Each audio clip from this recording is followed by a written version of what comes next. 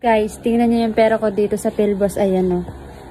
5K na. Ayan. Kanina 1K lang yan. So, ayan, napalago ko nga to kayo. Kaya naman nakabili nga ako ng bago kong cellphone. Kasi nga, lagi akong panalo dito kay Philbos. So, ayan, ang share ko sa inyo kung paano yung technique ko dito para lagi akong panalo. So, ayan. Ayan, guys, tingnan niyo yung pera ko dyan, no? 5K. So, kanina 1K lang yan. So, ayan nga, turo ko sa inyo kung paano lagi ako nanalo dito kay Philbos. Kasi, guys, ang nilalaro ko palagi dyan, itong mines. Pero, pwede naman kayo maglaro dyan kahit anong gusto niya. Ayan, may color game.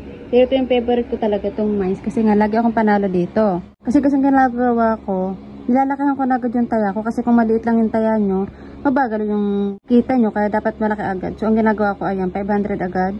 And then, ang ginagawa ko lang, guys, dalawa lang yung nilalagay kong bump para lagi tayong panalo, diba? So, ayan, let's go.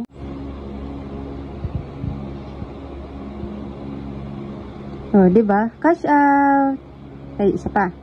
500 ulit yun, guys, ha. Oh, diba? Cash out. Okay, guys, isa pa, ha. Oh, diba? Cash out. Okay, isa pa, isa pa. Yan.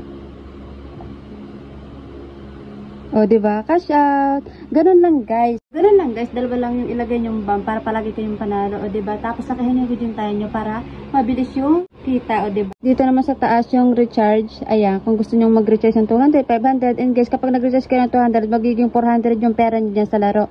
Kasi magdodoble yan. Kasi may paparinga sila na 200 din. And then, ayan naman sa pag-withdraw, katabi lang. And then, ilagay nyo lang dyan yung Gcash nyo. Gcash number nyo, ayan, makakapag-withdraw na kayo kung magkano gusto nyo withdrawin. Kaya pa yung naantay mo, maglaro ko na dyan yung link namin sa comment section.